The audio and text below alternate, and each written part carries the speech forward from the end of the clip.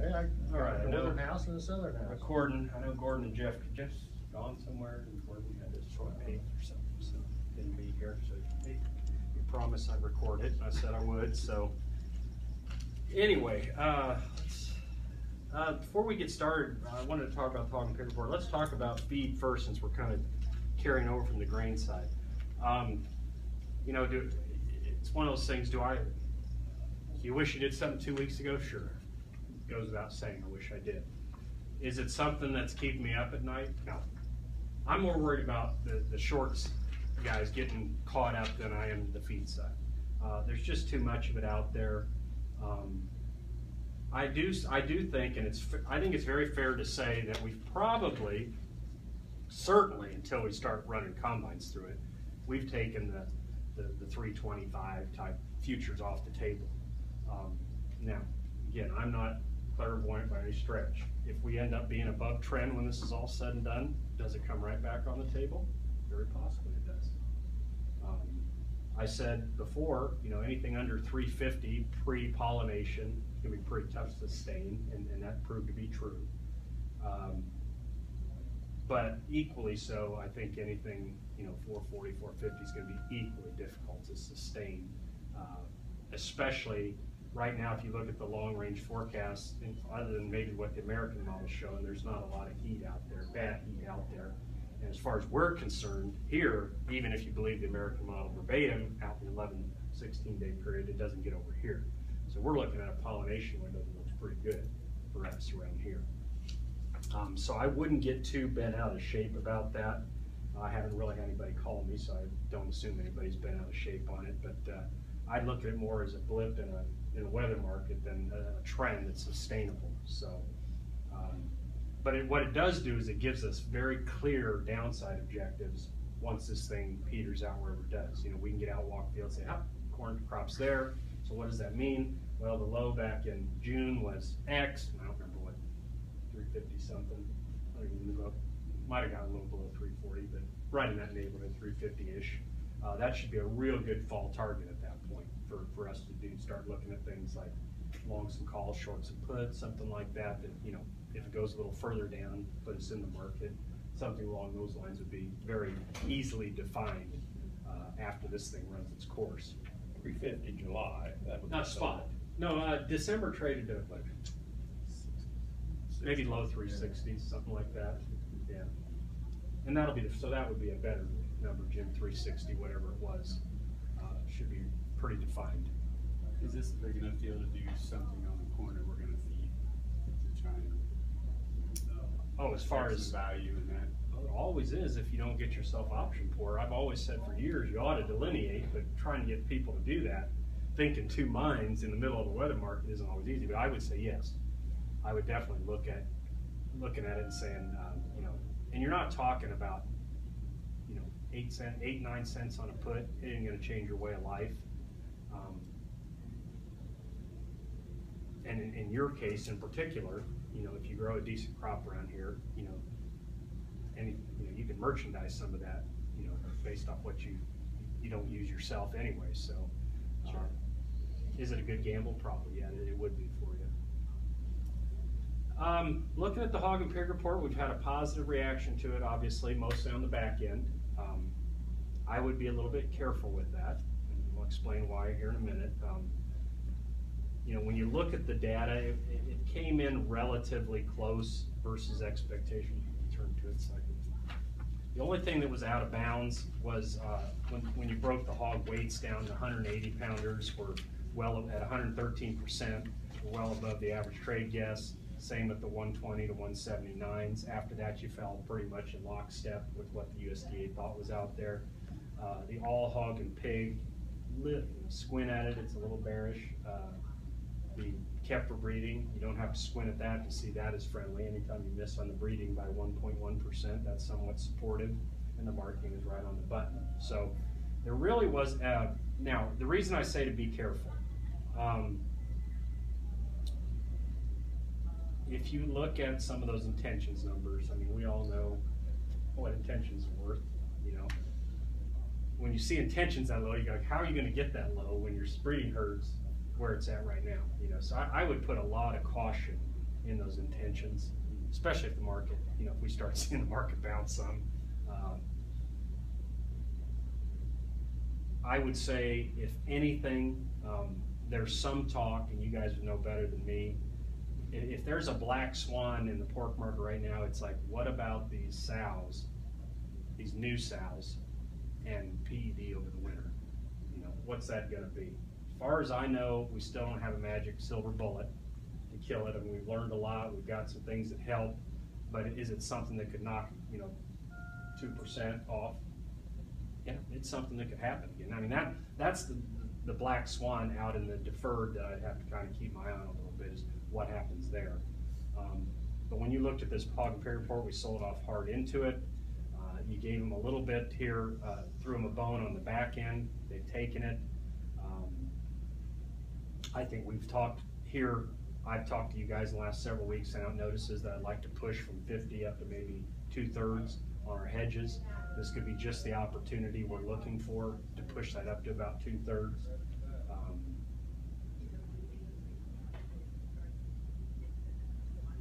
I'm going to see where it goes. I mean, we don't have to do it today. We fell hard. Let's see where we bounce to, some minimal retracement levels before we do it. But I do feel like I want to catch up a little bit on those marketings, because I have a real problem with the basing any of my long-term bullishness on intentions. I have a problem with that. We're starting to see pigs per litter come back up. Productivity's getting good again. 6% larger than last year, but in line with forecasts.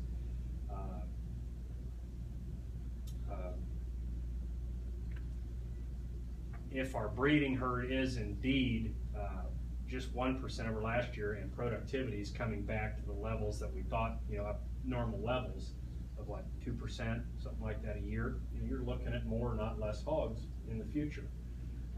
One thing, and I put a little table on there in the back you guys can see. If you take the USDA's hog numbers at their word, we've been battling this 10%, 12%, 13%, and why, and I still to this day, I do not know why livestock does it, everything as a percentage of year growth. Can you imagine if we did that on the grains? I mean, coming off a year like 2012 and going, oh, we're growing 120% of a year ago. It's like, whoa, what a crop. And it's like, no, last year sucked.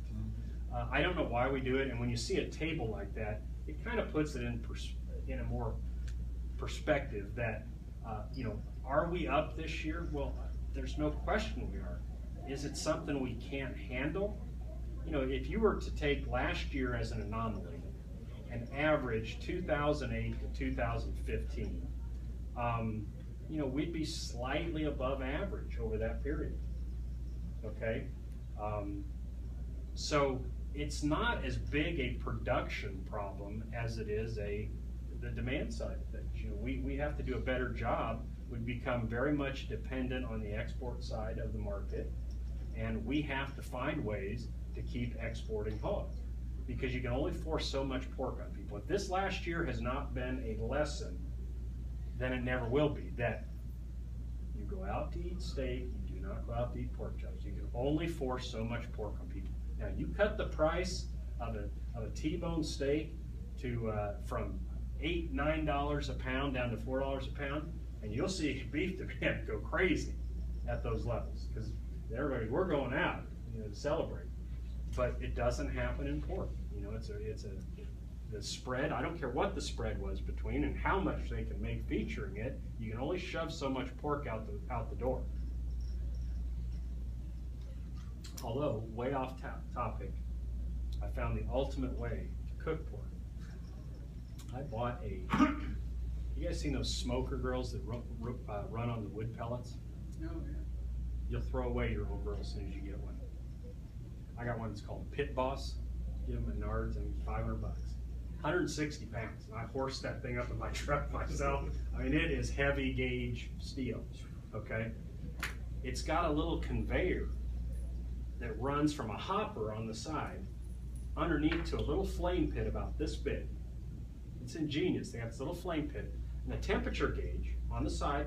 You can set it to smoke, you can set it to 500 degrees, whatever you want.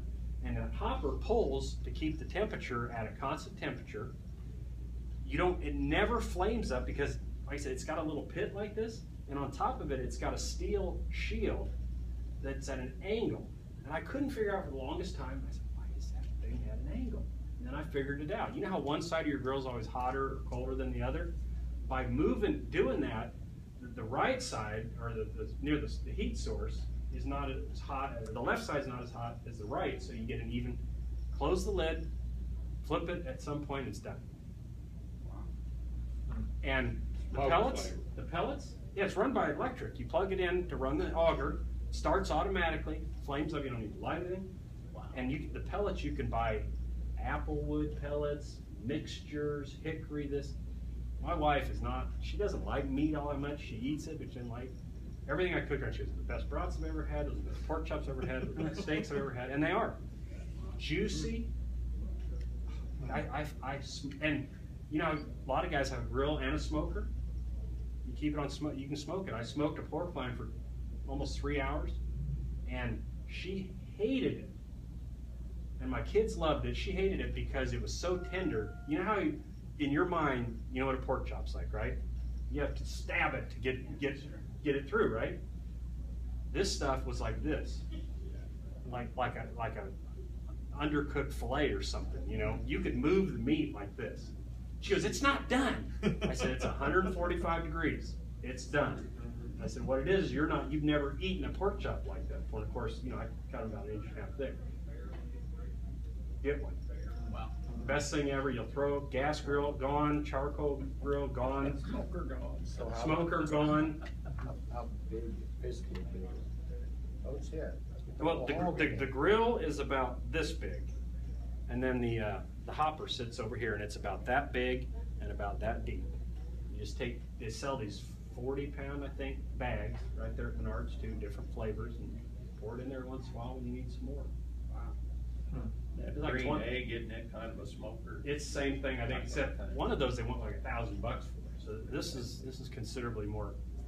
But oh my God, I just had to tell you guys. I cook every night on it. I've been low carb. Is it stainless steel or is it cast iron? It's cast. Everything's cast. It's on wheels. It's got a nice little handle thing. It's got a little smokestack. It's got a little grease bucket. I just wheel it out in the garage and in. So it doesn't. I didn't get a cover for it or anything. So is your It's on wheels? Steel wheels. Is the pellet storage thing? Is it attached to this? Oh, yeah. Okay. Yeah, all it's attached. right on it, and it just pulls right out from underneath. It's got a little auger in there, just like a grain auger. So if you just want to do hamburgers, how quick is it compared to like a gas grill? Well, you know, I'll tell you how I cook, because it's the same one. The way that you do it is you turn it on and you set it to smoke. And after about less than 5 minutes, a bunch of smoke when it starts smoking, and then it's done with the smoke, and you hear like a flame sound. And I tell you, as soon as you hear that, then it's ready. So then I turn it up all the way, get the grill searing hot. However long, I do that with my gas grill, and then scrape off, you know, anything that I didn't get when and then it's like anything else, cooks just like any other grill. Can you do a YouTube video on this? There is a YouTube. I'm sure they already watch the meeting videos. They already have it. They already have them. Is that right? Yeah. So this thing have a name to it? It's called Pit Boss. Pit Boss. All right. Menards. Trust me, you'll thank me. And when you shut it down, I do the same thing. I turn it up all the way, let it cook for 5 minutes, so I can scrape anything off. Then you turn it down to smoke for like 2 minutes, so it tells it to auger to slow down. And then you turn it off, but it doesn't turn off. It waits till everything's burned up, and then it shuts the power off and everything. So there's no fans or nothing, just the auger. That's the only electric part about it? Yeah, the auger and the burn pit. Yeah, and it's high grade. It's not that cheap, real light stuff you get. It's heavy. But the only electric part is the auger. Yeah. All right. Well, I mean, the auger. It's got a little display here that tells you the temperature digitally, and you know, by degrees you can set smoke or 275, 250, or you get all the way up to 500. But the only mechanical electrical thing is the motor. Is the motor. That's what I want. Yeah. Yep. There's no fans or anything like that. Nope. It's great. You'll throw your grill away. I gave mine away. Mine needs to be thrown away, that's. And this thing is heavy duty. And do So, away with natural gas cooking, though, because it don't cost you anything. anyway, I gotta get off that tangent, keep making myself hungry. If you look at the hog and pig report in terms of surprises, again, the breeding herd was probably the one that got everybody's attention. If it's right, we should see it. It implies, and that may be part of the problem right now. Why we're seeing extra hogs is, I guess we're not retaining gilts like they thought we might be. I mean, that could be an explanation anyway as to why it's going on. And then of course the farrowing intentions, which I don't put a lot of weight on. I think you're going to see that get revised at some point. How can you have intentions that low with a breeding herd where it's at? I mean, it doesn't make any sense, but you ask people, you survey them, tell them what you think. I say, well, things suck right now. I'm not putting any hogs out. There you're right. So I wouldn't put too much in intention. The breeding herd thing is probably the most important, and it does somewhat marry up with some of the extra hogs we're finding that are going to market, that maybe they are gilts that weren't being retained. So demand-wise, but other than that, the report was relatively neutral, but just like the grain ones, I mean, after you go down or up and do a report, and at the end of quarter, end of month, it has a tendency to inflame things one way or the other. The demand side, we're starting to see some good signs on the export market. We're starting to see an uptick from China, which we thought we would because their numbers are down. We're starting to see them be one of our bigger buyers again, just recently. Are they down because they were losing money on their hogs? Yeah. Or No, they couldn't make money. and because of high grain prices, or Both. Poor profitability. How do you want to blame it? It's poor profitability, in part because of the grain, in part because of overproduction. And the Chinese, if you ever look, and I'm sure Lisa will tell you this, their cycles go like this.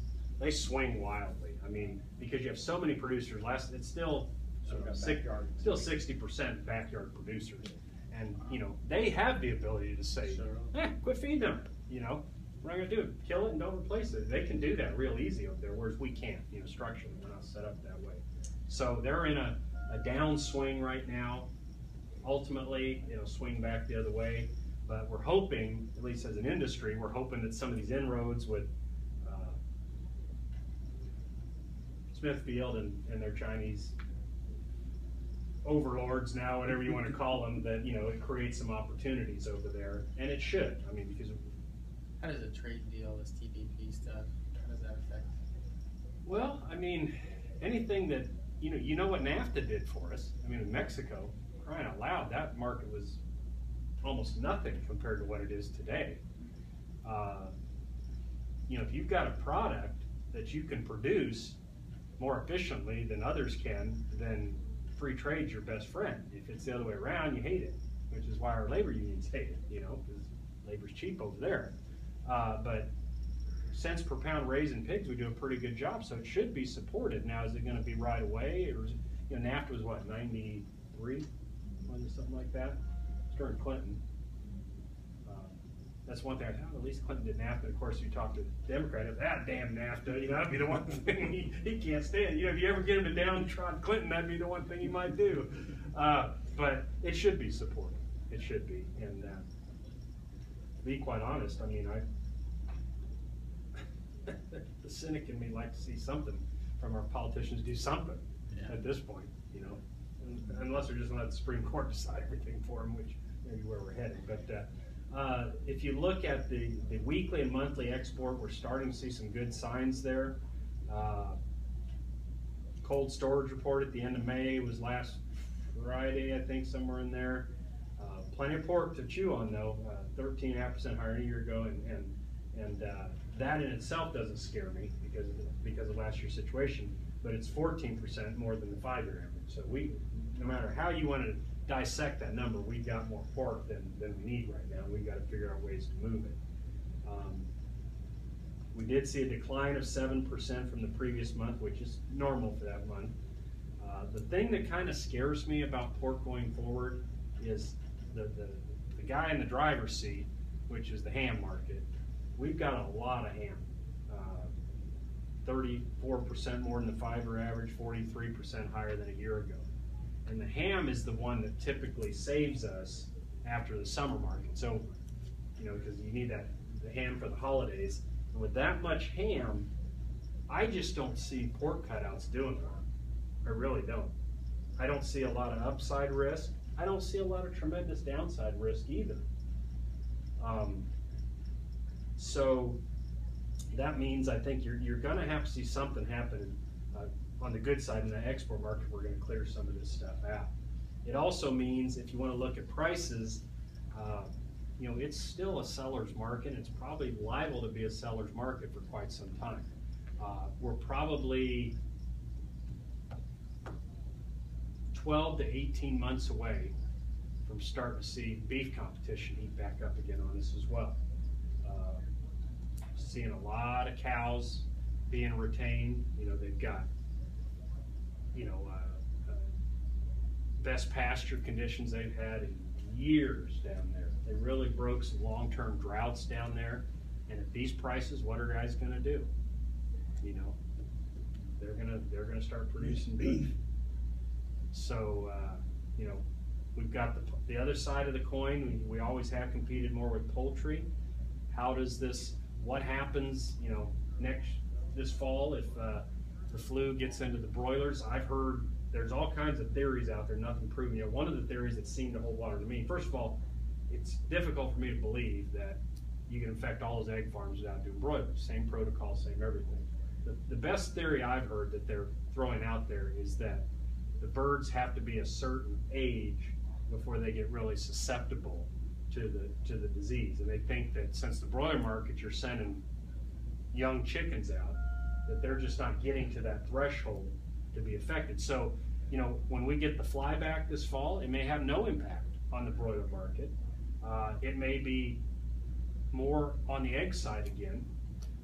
The bad news is when people, you know, they put no matter what happens, it's almost never friendly to, you say, well, what if we lose a bunch of chickens?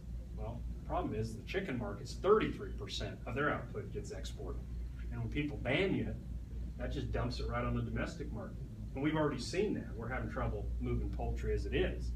So I don't see that as a bullish element. There's talk, you know, they're trying to get the vaccine in time for fall and all that, and I imagine they'll get something in place at some point. But that's not necessarily, just because they have the vaccine, you know, how long does it take some of these countries to lift their bans? Always seems like it takes them a long time. So I don't see anything friendly from the poultry side. The production side, they're back to their steady 2-3% over a year ago. Chicken. I hope it's liquid. Water, otherwise It's not liquid. Oh, really? You want that job? No. They said 2 shots. Really? Chicken's not really worth it. Yeah, really. I've had people tell me In a cage, they're in a what cage, a dirty, too. sit there and tell me how hogs, oh, they're smelly. This, I said, bud, you don't know anything. Because we've got a couple large farmers, you know who they are, around us that put out chicken crap from the egg farms up there. It stinks the whole town up, and of course, Bill doesn't care. He didn't care when he ran all the people out of water in Templeton, so he sure doesn't care about that. I don't know whose PR guy is, but whoa.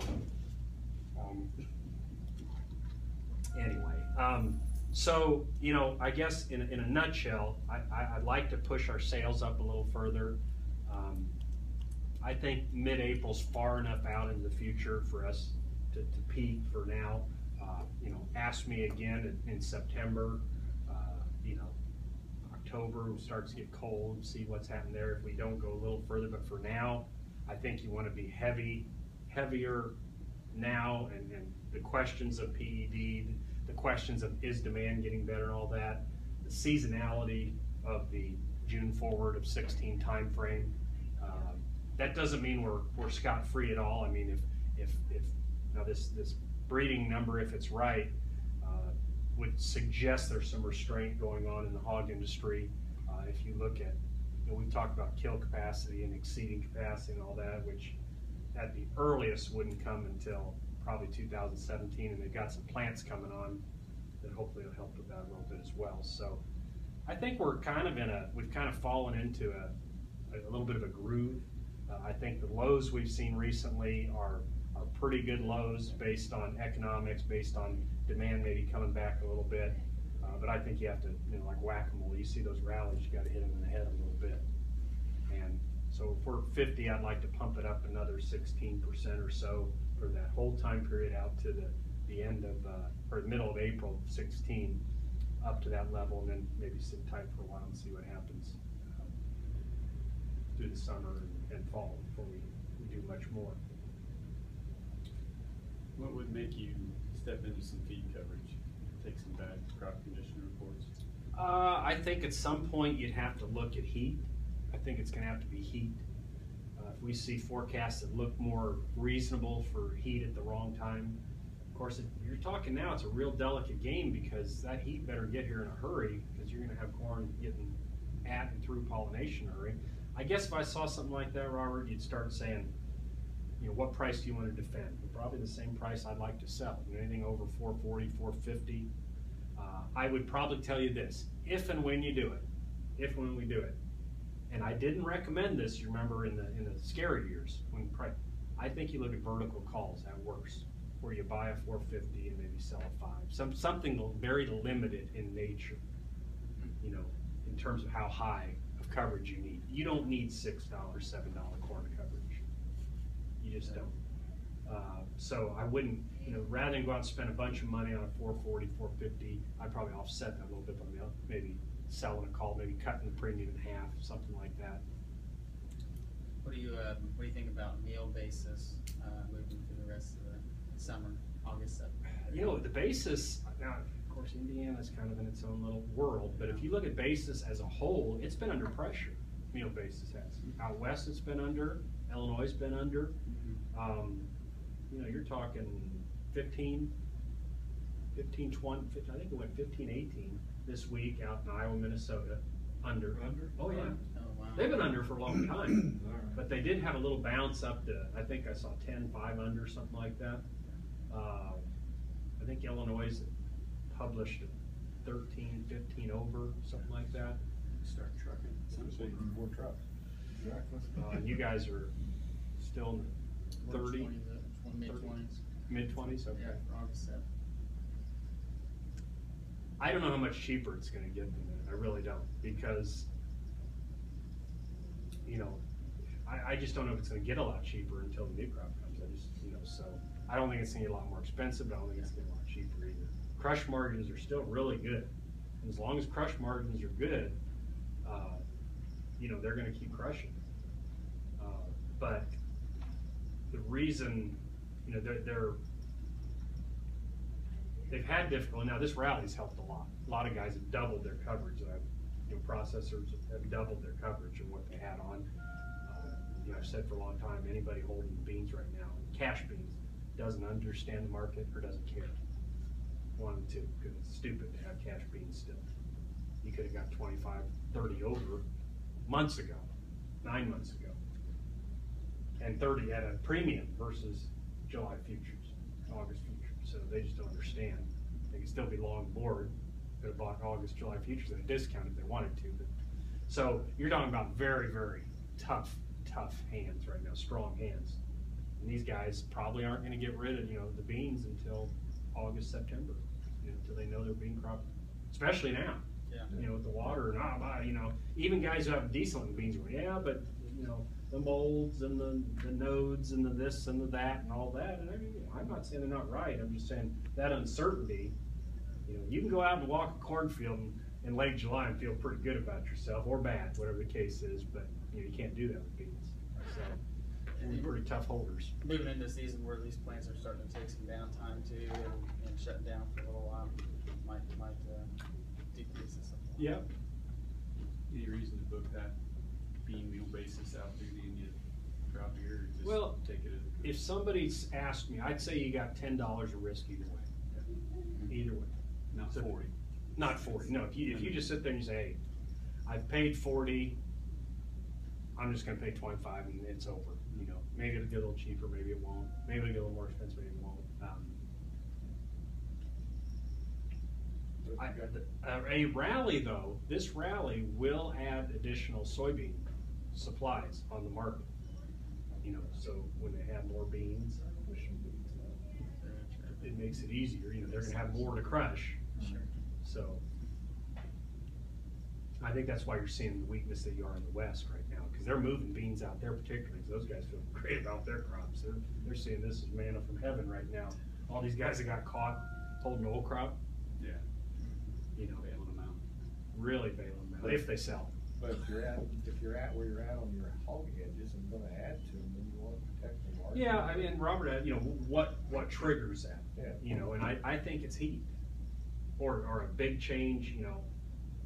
As these crops get bigger, it gets harder and harder to make water a story. I mean, you reach a point where it isn't planted, it ain't gonna get planted. And like I said, from today forward, I'll take an inch of rain a week. And we got plenty of rain, but I'll keep it coming at this point. You know, I don't want to dry out in July and August. You know, what's lost is lost. Get your fungicide, put it on.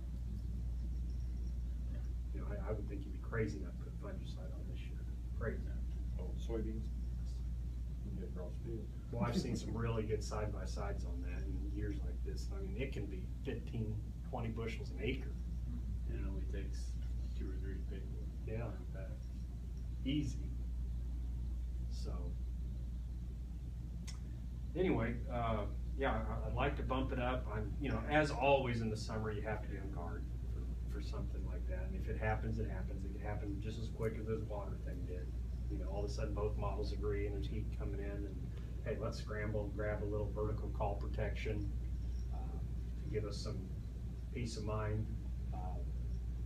And you know, I'd let somebody else have the $5 and the, you know, over $3.50 for the corn meal. Let somebody else own that. You know, I just want to make sure it doesn't.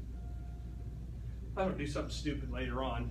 Which I've seen I don't know how accurate it is, but I've seen on the USDA website that cash wheat things have really crashed here in the last 2-3 weeks.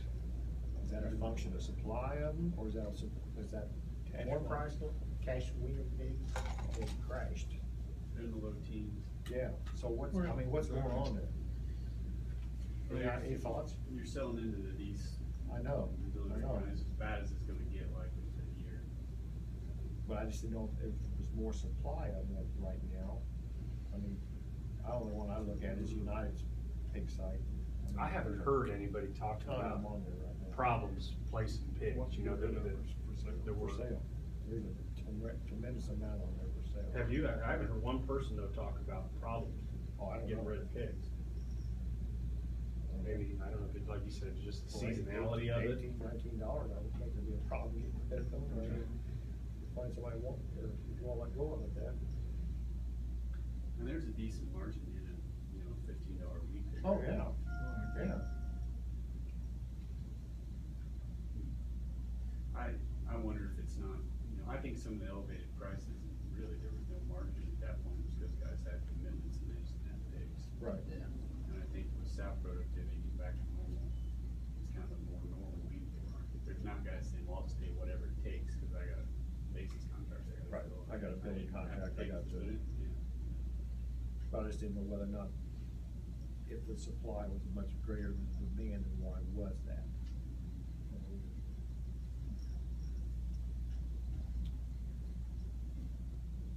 Rick has pit boss written down. This whole meeting, I saw it. I only noted that. That's only over two. You'll thank me. I'm in the need of a grill, according to my wife. That's the one. It'll do everything. Man, I'll tell you, when I did that pork loin, it put a smoke ring in there about that far down into, you know, that thick. So does it roll real easy, or you have to? Oh, yeah. What about on stone? You got all. I'm rolling on concrete, so I can't say, but You're a town guy. they got 2 metal wheels about that big. Metal? Metal. These are welded steel wheels. Like no rubber. There's no rubber on it? No. They can roll worth of shit in stone. They're big though, they're pretty good size, and you just lift up on the handle on that side and push it like a wheelbarrow. Jim didn't disclose he bought the distributorship. Yeah. Yeah, right, I got the exclusive. Yeah. Small I wish portion I would've. savings. Goes right along with your brewery, doesn't it? It's good. Yeah, that's supposed to open in October, they're saying now. I have to have a meeting up there. Exactly. Bring some down there. So we invested in a microbrewery. Mhm. Well, you guys know Dave Toth, does RJO's technical Yeah, stuff. yeah. He's one of the 3 principals on it, Wow. so. What's the name of the brewery? Byway Brewing. If you ever get up to Chicago, and you take 8094 across, I think it's not the last exit before Chicago, it's the one before that, I think Kennedy Avenue. And if you look off to the south, there's a Hampton Inn they're building there, there's a B-Dubs there, and they're gonna be in that area right there. And the city of Hammond, these crumbling cities like that, I guess if under the terms of this deal, if you are still there 5 years from now, the land costs you $1.